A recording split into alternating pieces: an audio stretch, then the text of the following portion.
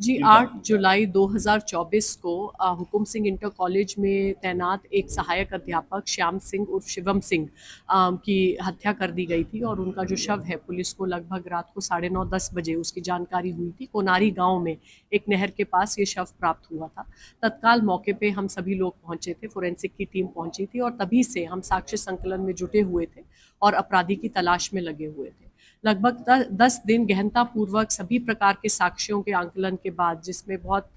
Detailed हमने surveillance के analysis प्राप्त किए हैं, बहुत एडवांस फोरेंसिक एविडेंसेस कलेक्ट किए हैं। उसके उपरांत जो इस मुकदमे में वादी बने थे, उनके सगे भाई दिवाकर सिंह, वही उसमें मुख्य अभियुक्त पाए गए हैं और उनका सहयोग करने वाले राजनारायण और रूपनारायण, उनके 2 ड्राइवर्स हैं जो आपस में संबंधी हैं, कजन्स हैं, उनके यहाँ ड्राइवरी का काम करते थे, उन्होंने इनका सहयोग किया और जो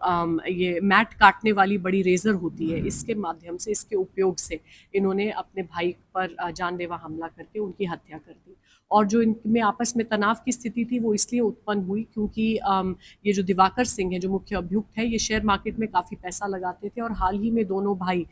ज़मीन में भी इन्वेस्ट कर रहे थे, कई इनके बड़े खर्चे हो रहे थे और इनके जो बड़े भाई हैं, इनसे उसका हिसाब किताब पूछते थे और शेयर मार्केट में जो इनको मुनाफा नुकसान हो रहा था उसके संबंध में पूछताछ करते थे, जिससे परेशान होकर इन्होंने उनकी हत्या करने का निर्णय लिया। उल्लेखनीय बात इसमें यह है कि एक दिन पूर्व भी इन्होंने हत्या का प्रयास किया था, लेकिन इनके सहयोगियों में से एक रूपनारायण उस दिन डर के भाग गया था, जिस कारण इनका ये प्लान उस दिन सफल नहीं हो पाया। अगले दिन ये स्वयं उसको लेके आए और फिर से इन्होंने उसका मनोबल बढ़ाया और 8 तारीख को अंत में इन तीनों लोगों ने मिलकर इस घटना को अंजाम दिया।